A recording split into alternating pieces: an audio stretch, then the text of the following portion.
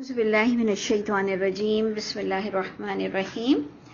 ہم یہی آپ کو بتانا چاہ رہے تھے کہ آج کی آپ دیکھیں کہ پہلی آیت بہت امپورٹنٹ ہے۔ ہم نے کل جو پڑھا تھا کہ دو لوگوں کی اللہ تعالیٰ نے اگزامپل دی کہ انسان اگر ایک شخص کا غلام ہو تو وہ بہتر ہے یا اتنے سارے اس کے مالک ہوں اور وہ اس کا غلام ہو۔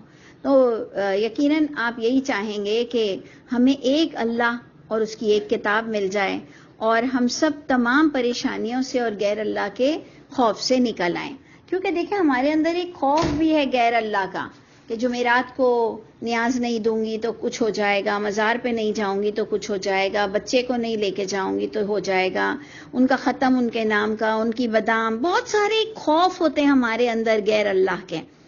تو اللہ تعالیٰ سارے خوف مٹا کر ہمیں اپنی طرف دعوت دیتے ہیں، اور یہ انبیاء کرام کا باقاعدہ ٹریننگ اور تعلیمات تھیں۔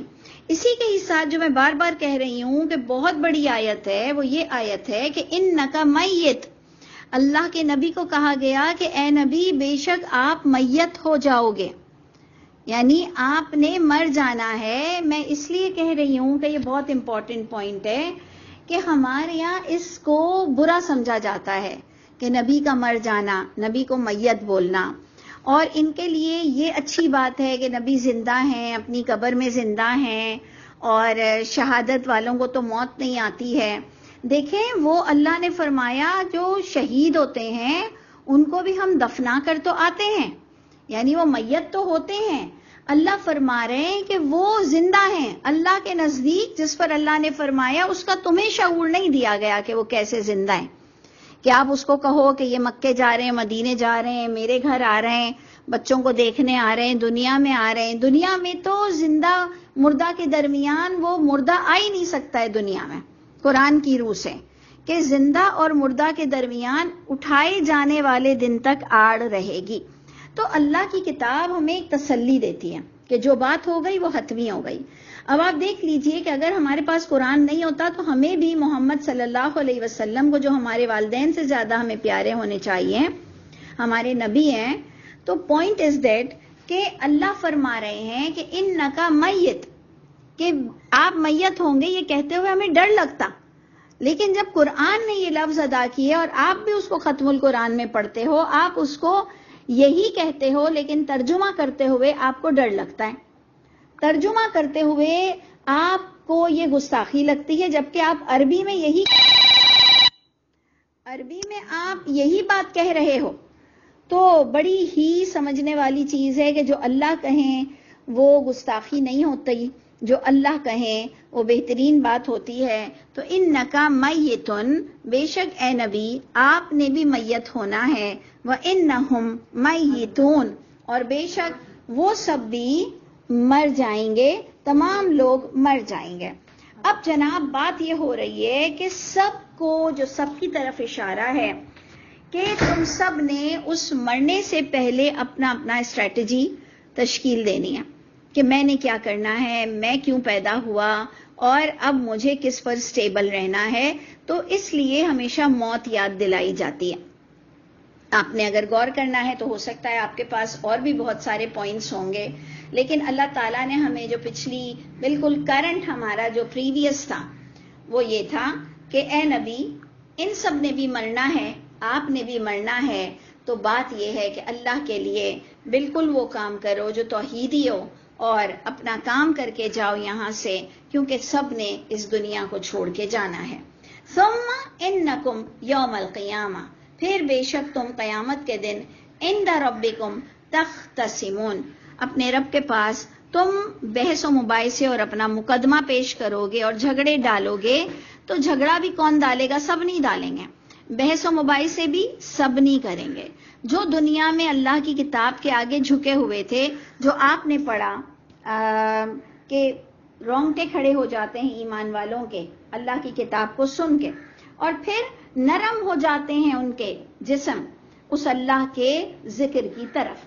یہ آپ نے پچھلی ہی آیت نمبر 23 میں پڑھا کہ جن کے پاس ایمان ہوتا ہے وہ اللہ کی بات پر ان کے دل نرم پڑ جاتے ہیں کہ جی کوئی وے آؤٹ نہیں ہے، اب جو ہوگا وہ اللہ کی رضا کے مطابق ہی ہونا ہے، اور ماننا بھی عقل مندی ہے اللہ کی بات کو، کیونکہ ہم کہاں جا سکتے ہیں، اللہ کی بات نہیں مانیں گے تو تھوڑے دن اور خوشحالی مل جائے گی، لیکن ایٹ لاسٹ ہمارا فیوچر ہمیں ڈارک نظر آنا چاہیے کہ اللہ کے خلاف جاتے ہوئے.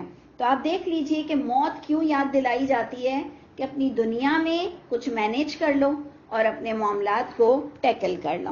پھر قیامت کے دن تم لوگ اپنے رب کے پاس بحث و مباحثے کرو گے، جس پر اللہ نے اس پر بھی آپ کو کہا کہ وہ بھی فائدہ نہیں دے گا اللہ کے گھر کا کوئی لڑائی، کوئی جھگڑا.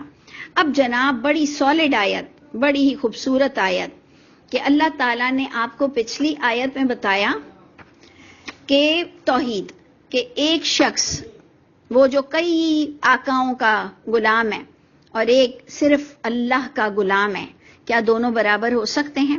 یہ پوائنٹ کو ہم نے مضبوطی سے لے کر پکڑنا ہے کہ اللہ کی کتاب وحی کے علاوہ کوئی بات بھی دین نہیں قرار دی جا سکتی، چاہے کوئی بڑے سے بڑا عالم آ جائے، علامہ آ جائے، مفتی آ جائے، دنیا آ جائے، لیکن اللہ کی کتاب کے علاوہ کوئی بات بھی دین کا درجہ نہیں رکھے گی، کیونکہ آگے کی آیت یہ ہے کہ سب سے بڑا ظالم اللہ کے نزدیک وہ ہے جو ایک تو جھوٹ باندھتا ہے اور دوسرا جھٹلاتا ہے. دیکھیں یہ جو ہم کفرو و کذبو کی جو درمیان کا فرق سمجھتے ہیں، کفرو و کذبو، کفرو ہمیں زیادہ برا لگتا ہے کہ جی یہ تو کفر ہی کر رہا ہے، کافر ہے، شراب کو مانتا ہی نہیں ہے، حرام ہے. اور اگر ہم مانتے ہوئے شراب پئیں تو ہم کہتے ہیں کم از کم میں مانتا تو ہوں. تو اللہ نے تو دونوں سے ایک ہی جہنم کا وعدہ کیا ہے، چاہے تم کفر کرو چاہے تم اپنے عمل سے جھٹلاؤ. ہم کہتے ہیں ہاں جھوٹ بولنا منع ہے، بالکل گناہ ہے، لیکن میں جھوٹ بولتی ہوں، میں جانتی ہوں کہ جھوٹ منع ہے، تو آپ کتنی اسمارٹ کیوں بن رہی ہو؟ آپ کی یہ اسمارٹنیس آپ کو جہنم تک لے کر جائے گی، کیونکہ دونوں کا انجام ایک ہے، دونوں کا انجام ایک ہے. تو اللہ کی کتاب ہمیشہ یہ بات کہتی ہے کہ سب سے بڑا ظالم وہ ہے جو اللہ پہ جھوٹ باندھتا ہے. تو پھر دوسرا کون ہو گیا وائس ورسا، جو جھوٹ باندھتا ہے یا جو اپنے عمل سے جھٹلا دیتا ہے؟ دونوں سیم جا رہے ہیں. ہم لوگ اگر جھوٹ نہیں باندھ رہے ہیں تو ہم اپنے عمل سے جھٹلا دیتے ہیں. تو فمن ازلم، پس کون بڑا ظالم ہے اس شخص سے جو جھٹلاتا ہے، جو جھوٹ باندھتا ہے اللہ پر، یعنی ایڈیشن کرتا ہے اللہ کی کتاب میں، وَكَذَّبَ بِالصِّدْقِ، اور جھٹلاتا ہے سچائی کو، اس جاءہ، جبکہ وہ اس کے پاس آ چکی ہے. سوچئے سچائی سب کے پاس آ چکی ہے.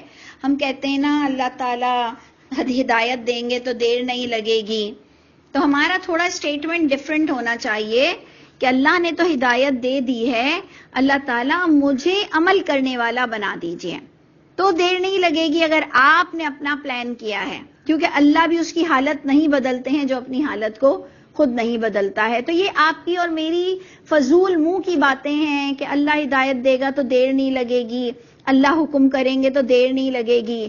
اللہ تو آپ کے ایکشن پر اپنا ری ایکشن دیتے ہیں، اور ہم بے وقوف چاہ رہے ہیں کہ اللہ کوئی ری ایکشن دے تو ہم ایکشن کریں.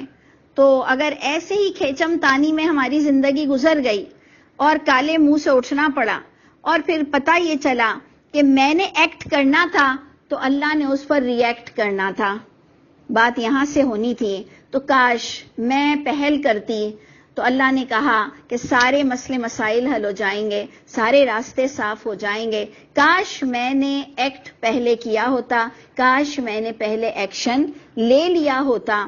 اسی لیے ہمارے ہاں جو ہمارے اسپیشلی ہماری فیملی میں جو کچھ بڑے لوگ ایسے ہیں جو کسی کے آگے ان کی غلط بات کو ماننے کو تیار ہو جاتے ہیں، جیسے کوئی رشوت، کوئی کنڈے کی لائٹ، کوئی سودی کاروبار، کوئی غلط جگہ منگنی کر دینا، کوئی بے حیائی والے کام لڑکی کے لیے وہ چاہ رہے ہیں کروا لینا، لڑکی کا پردہ اتروا دینا اور کہنا سب ٹھیک ہو جائے گا، سب ٹھیک ہو جائے گا، یہ جو کہہ رہے ہیں نا مان لو، سب ٹھیک ہو جائے گا، ابھی یہ حرام کھلا رہا ہے تو ٹھیک ہو جائے گا.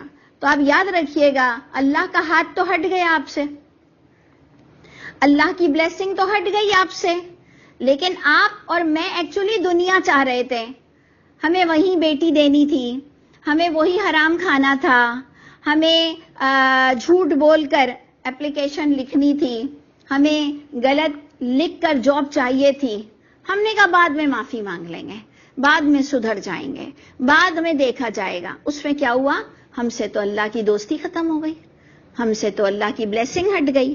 तो इसलिए जब हमें कयामत में पता चलेगा कि कुरान में तो ये लिखा था कि no compromise, no compromise, no compromise, और अल्लाह ने हमें दुनिया देने का भी वादा किया था कि जो भी अल्लाह के रास्ते में सच्चाई दिखाएगा अल्लाह उसकी दुनिया भी अच्छी कर देंगे।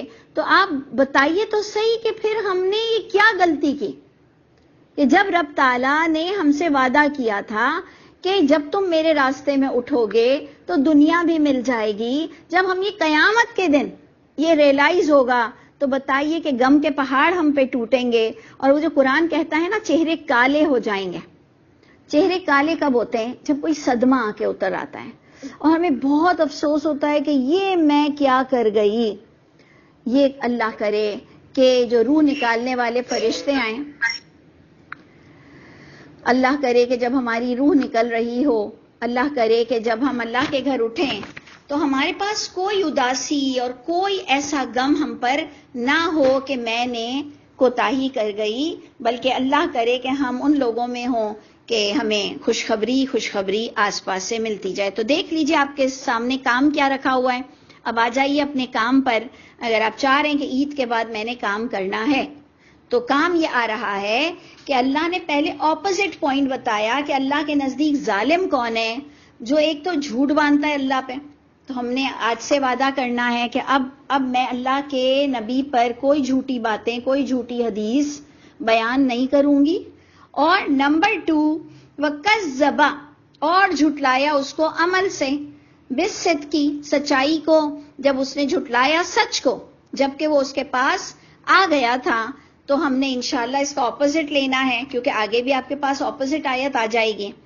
तो अलैसा फी जहन्नम मस्वल लिल काफिरीन, अल्लाह खुद आपसे पूछ रहे हैं, क्या नहीं है जहन्नुम में ठिकाना ऐसे काफिरों के लिए कि जो खुद भी झूठ बोलता है और जो सच्ची किताब उसके पास पड़ी है उसको अमल से झुटलाता है। कज़्ज़बा बिस्सिद्क़ी का मतलब यह है झुटलाता है सच्चाई को, यानी अमल नहीं करता है।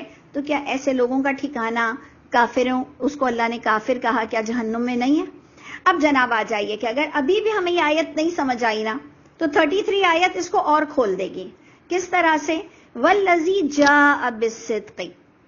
अब आपको वही ऑपोजिट पर्सनैलिटी बताई जा रही है, वल्लज़ी जाअ बिस्सिद्क़ी, और वो शख्स एक दूसरा, क्योंकि आपने देखा कि पिछला भी आपको 2 पर्सनैलिटी की कंपैरिजन सूरह ज़ुमर से बताए जा रहे हैं। यहां पर भी सेकंड पर्सनैलिटी आ गई इसी के कंपैरिजन में कि वल्लज़ी जाअ बिस्सिद्क़ी, वो शख्स जो आया सच्चाई के साथ, यानी दीन के साथ, वही के साथ, वसद्दक़ बिही, तस्दीक भी की उसने अमल के साथ, तस्दीक भी की उसने पिछली किताबों को समझने के बाद।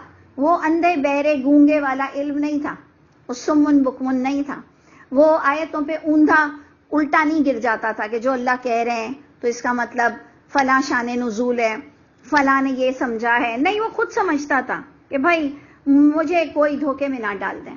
आपके माँ बाप जब हॉस्पिटल में एडमिट होते हैं ना, तो आप चाहते हैं मैं डॉक्टर से सुनूं कि क्या प्रॉब्लम है, और डॉक्टर को पूछूंगे क्या दे रहे हो, जबकि हम डॉक्टर नहीं होते हैं, लेकिन हम चाहते हैं मुझे बताओ कि क्या है क्या नहीं है। तो सोचिए, ये तो हमारे आपके इंडिविजुअल फ्यूचर का मामला है कि यहां तो अल्लाह ने हमें अपने बाप दादाओं की, वालिदैन की भी पैरवी से मना कर दिया कि अपनी आंखें खुद खुली रखो, कोई तुम्हें अल्लाह के बारे में धोखे में ना डाल दे। मा गर्रका बिरब्बिकल करीम, अल्लाह ने फरमाया किस चीज की मैंने तुम पे कमी छोड़ी, किस चीज ने तुम्हें धोखे में डाल दिया तुम्हारे इज्जत वाले रब से?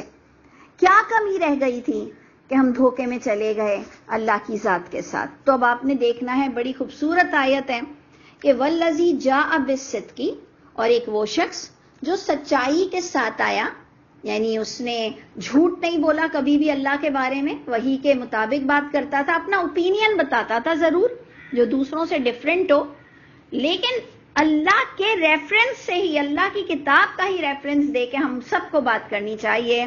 وصدق بہ کا معنی میں نے لیا عمل سے بھی تصدیق کرتا تھا، علم سے بھی تصدیق کرتا تھا، ٹیلی بھی کرتا تھا، آنکھ کھول کے بھی دیکھتا تھا، خود قرآن بھی کھولتا تھا، خود کلاسز بھی اٹینڈ کرتا تھا. اولئک ھم المتقون، یہ وہ لوگ ہیں جو بچ جائیں گے، جو عذاب سے بچنے والے ہیں، جنہوں نے وقت نکالا، وتواصوا بالحق کیا، وتواصوا بالصبر کیا، یہ لوگ بچ جائیں گے. اور یہ متقی بھی ان کو کہتے ہیں جو کانشیس رہتے ہیں، یہ لوگ متقین ہیں. ٹھیک ہے، اللہم اجعلنا من المتقین. اللہ تعالیٰ مجھے اور آپ کو ان لوگوں میں سے کر دے کہ تصدیق کریں ہم عمل کے ساتھ. اب جناب غضب کی بات ہو گئی. دیکھ لیجئے کیا ہے آگے لکھا ہوا کہ لہم ما یشاءون عند ربہم، ان متقین کے لیے، ان بچنے والوں کے لیے جو وہ چاہیں گے ان کو رب کے پاس ملے گا. یعنی آپ سوچئے کہ اس پر تو ہمیں مر مٹنا چاہیے اس آیت پر کہ یا اللہ آپ نے اتنا بڑا وعدہ کر دیا کہ لہم ما یشاءون عند ربہم، جو وہ چاہیں گے. یہ خواہش تو ہمارے والدین بھی پوری نہیں کر سکتے.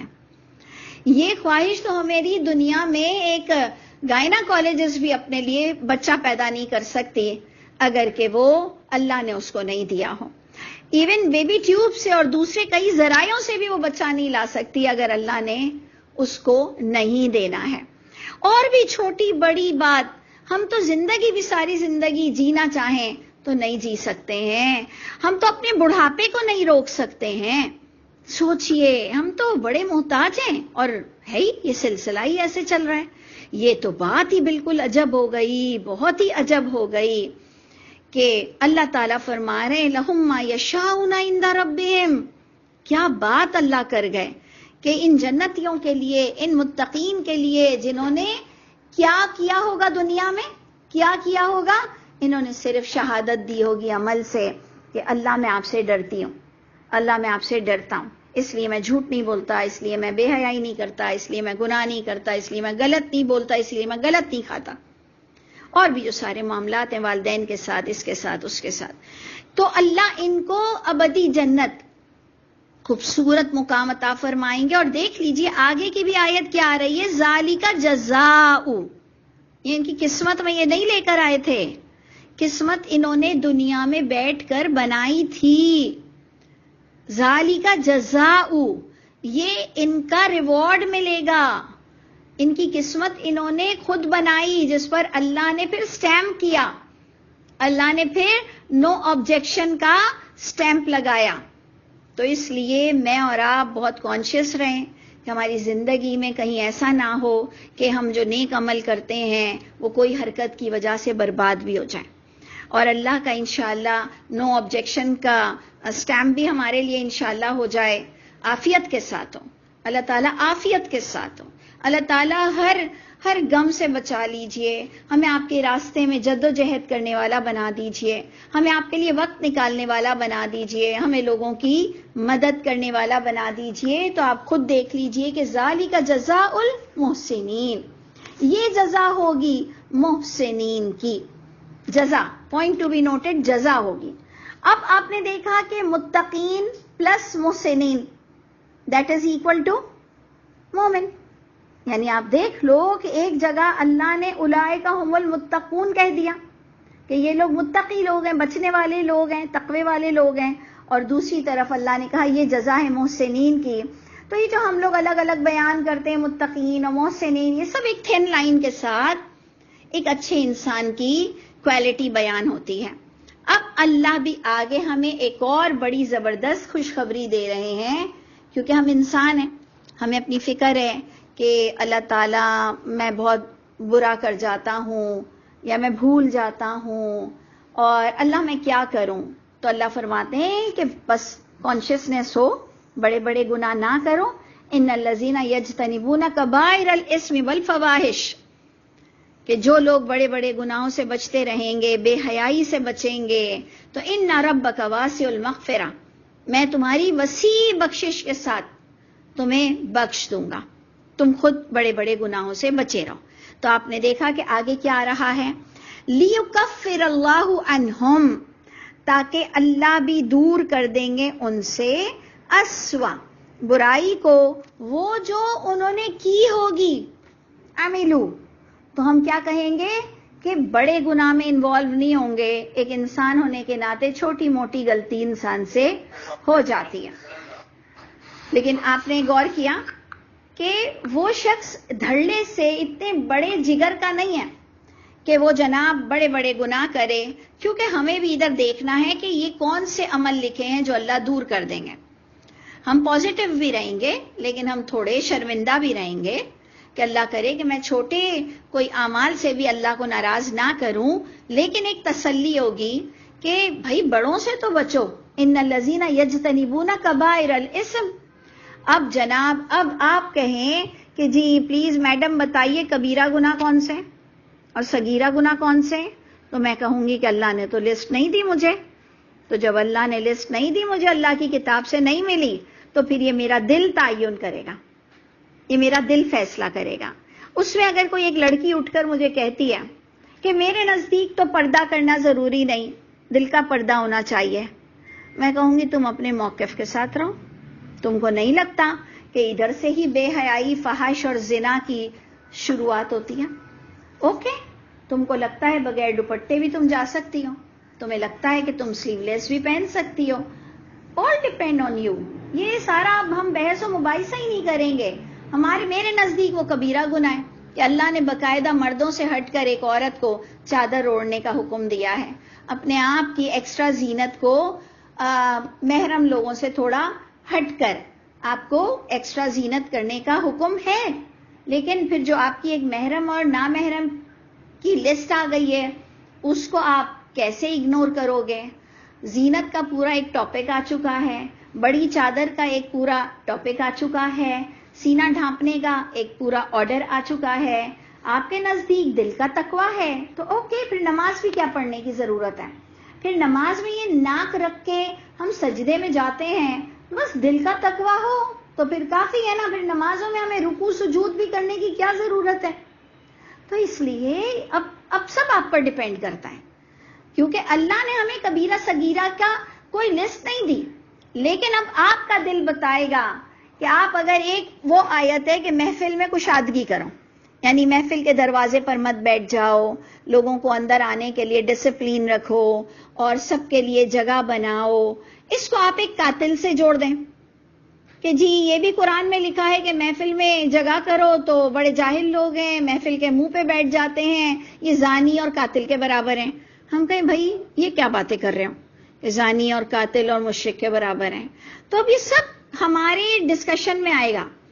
تمہیں لگتا ہے یہ کبیرہ ہے تو پھر بچو، تمہیں لگتا ہے کہ یہ صغیرہ ہے تو بھی بچو، لیکن تھوڑی سی تسلی ہوگی کہ میرے اللہ آپ مجھے پلیز معاف کر دیں، ابھی میں نے غلطی سے جھوٹ بولا، میں دوبارہ ریورس لیتی ہوں اپنے گناہ کو، اللہ میں اس کے آگے سچ بیان کر رہی ہوں، میں نے کسی کی برائی کر دی، میں نے کسی کی غیبت کر دی، اللہ کے حضور بیٹھ جاؤ، کوئی صدقہ کرو، کوئی اللہ سے ڈسکشن کرو کہ اللہ یہ میں نے بڑی غلطی کر گئی کہ یہ مجھے نئی بات بتانی تھی، یہ محفل کے راز تھے، یہ محفل کی امانت تھی، میں نے یہ بات کسی کو کیوں بتا دی۔ یہ چیزیں ایسی ہوتی ہیں کہ آپ اپنے دل میں خود عدالت لگائیں گے۔